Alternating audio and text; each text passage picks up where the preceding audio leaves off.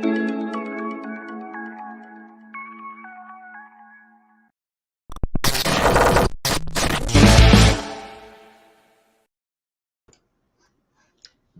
What is up, folks? Welcome back to another episode of the Daily Crypto Byte. Today is Monday, November 22nd.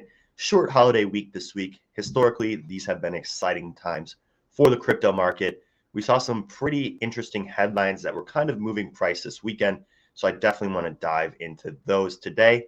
But before we do, CJ, how was your weekend? It was good, although I think a lot of the rebels are potentially tired tonight. I know I am. A lot of interesting price action last night, specifically in VGX as well, one of our beloved tokens. I would be remiss not to mention that, knowing that a lot of the audience members are holders of that. So really interesting price action last night after the Binance Tether pairing listing. So a lot of new angles that liquidity can hit that asset now. So it's kind of cool. It's interesting that you see this dynamic between crypto.com and Voyager, both of those exchange coins really pumping for different reasons. But it makes you think, are individuals going to speculate on the exchange tokens like they were speculating on the metaverse tokens and so on and so forth? But it's just interesting to see how capital kind of flows in the space in that relation. But you've got some news, Monty, and why don't we mix up the show and the format a little bit today just by having you go first with that news. For sure. And yeah, CJ, you talked about, you just mentioned metaverse and NFT plays. And I thought this was a pretty interesting headline. I know a lot of our members have been looking at those NFT plays. I was talking last night with some new members about, some of those various plays. I thought this was pretty interesting here. Morgan Stanley, a relatively conservative financial institution, came out with a prediction that NFTs and metaverse gaming in general could account for 10% of the luxury market by 2030. And I thought this was very interesting, growing to around 300 billion by 2030. And I think that makes sense. CJ and I always talk about sort of, this generational disconnect between, what younger generations value and what older generations value. These younger generations and their obsession with online clout and buying NFTs and, showing off your wealth.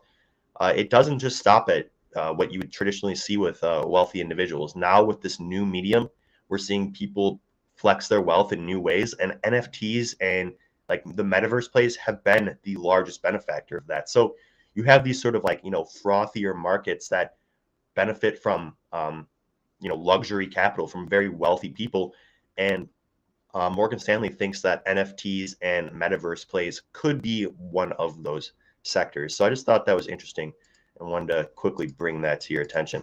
Any thoughts on that, CJ? I know you've been exploring the metaverse, sand, and mana, etc. Any thoughts on that prediction there?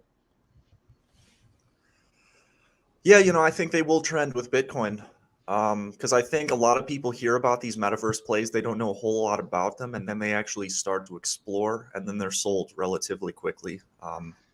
At least I was when I went into the sandbox. Pretty cool place. A lot of cool stuff you could do there. So yeah, I do agree with that one. Why don't we get into some Bitcoin analysis as well? Because I know we have a lot of comments, namely a little bit of concern with BTC not being able to retake the 60K level. And we should cover that because it has had a little bit of difficulty not being able to get back above that 20 smooth moving average. But I will go ahead and start here with the weekly chart. And the bearish engulfing candle doesn't look great, but it does need a little bit of context before we just observe it. It's kind of similar to the previous bearish engulfing candles we've had in the sense that they have actually been bought up. You can see these wicks towards the bottom of them. And so it is promising that buyers are stepping up here at the 55 to 53 level. Initially, this was something that we thought they might buy a little bit earlier at the 58 level, but we did get taken down a little bit further. But overall, when you look at the primary former resistance channel and what is trying to act now as new support, we are still in the process of that role reversal. We have not fallen below that critical support left over from the weekly distribution back in May. So Bitcoin is trying to find some support here and is still getting bought up off that level. So it is still somewhat bullish from the weekly perspective. Now, the thing from the daily perspective that is a little bit concerning is the fact that we have actually been rejected off of that 20 smooth moving average. So it's just a little bit of resistance that the trend has to be running into in the interim here. The technicals remain a little bit neutral on BTC, but also if we look at longer term holders, specifically with the hodlers, this was something that we had talked about on the Market Rebellion Cocktail Hour last Friday, but this graph shows a little bit of a different perspective and compares how we've actually seen this long-term holder accumulation before, prior to our previous really massive increase in the market cycle. And so we're seeing actually some pretty similar consistent accumulation behavior, which is quite interesting and pretty bullish for the overall trend. Also, something that is pretty interesting in terms of accumulation addresses, specifically with Glassnode, is that we've had a consistent uptrend in the number of Bitcoin addresses that just basically never sell, or what Glassnode defines as accumulation addresses. So similar to what we had in March before our build up to breaking new all-time highs at 20K, then 40K and 60K, we are actually seeing a good amount of those accumulation addresses stack up as price treads and tries to consolidate at these all-time highs. So the long-term holders and the accumulators of Bitcoin are not selling; they're buying at these levels. I tend to try to do the same thing, but yeah, still having a little bit of trouble with that resistance in the interim. But Monty, any thoughts, my friend? Yeah, no, I think you hit the nail on the head. I think there is, some indecision in the markets right now generally, and I think some of that has to do with perhaps some impending news that is looming here. Some big news, in fact. The Fed chair decision is looming here. Typically, when we see this sort of, big potential catalyst on the horizon, price does tend to stagnate, and I think that's okay. People don't like to trade this sort of indecision. Depending on who Biden chooses as the Fed chair, it could have serious implications on the price of Bitcoin. So I think there is a little bit of uncertainty in the markets right now. And we're seeing that play out with, like you said, CJ, Bitcoin kind of consolidating below 60K. But in the meantime, we're seeing the alts make some pretty strong moves. So I think that kind of speaks to the fact that right now we have this sort of potentially large news catalyst that's restricting the, smarter money from entering this space right now.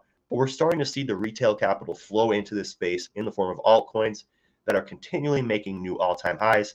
For example, Avalanche, AVAX, finally made its appearance in the top 10, pushes out Dogecoin. It's up 100% in November, one of probably the best performing asset in this space in the month of November. And I think, like you said, CJ, that kind of speaks to our timing in this market cycle. When Bitcoin's remaining sideways and we're seeing assets like Avalanche making 100% moves, we can start to kind of speculate as to who is participating in this market. Now, Avalanche does get some, retail and institutional participation alike. And I think right now that tells us that we're kind of in between that, first stage of the institutional traders bringing on the confidence with Bitcoin's price action and that next stage of all-out retail FOMO participation. I think we're somewhere in the middle, and I think AVAX is a great example of, benefiting from both sides and kind of a transition from those two phases. So congratulations to any AVAX holders out there. I know there are many of you within our community. It's been an incredible month, and it looks like this thing is, still going. So exciting stuff.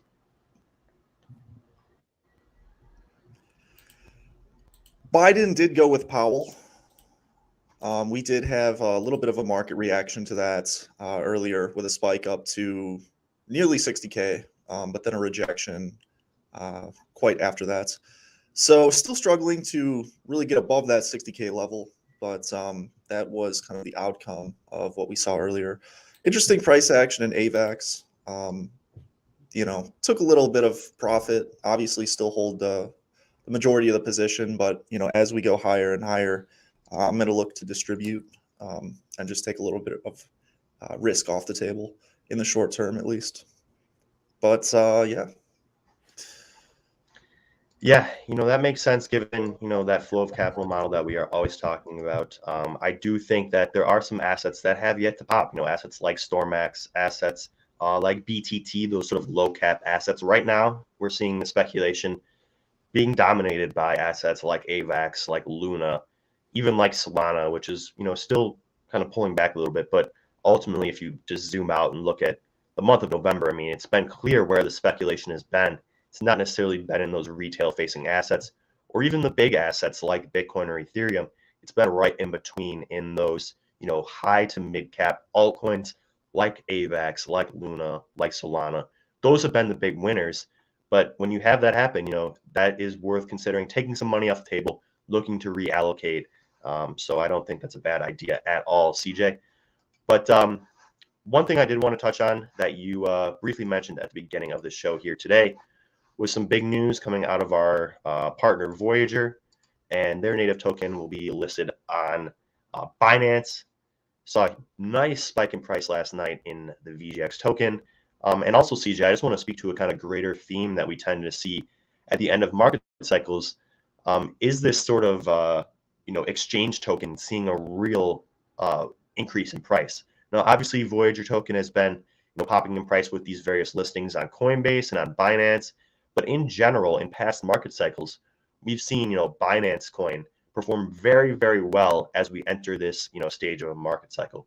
So any thoughts on this move out of VGX and their listing on Binance?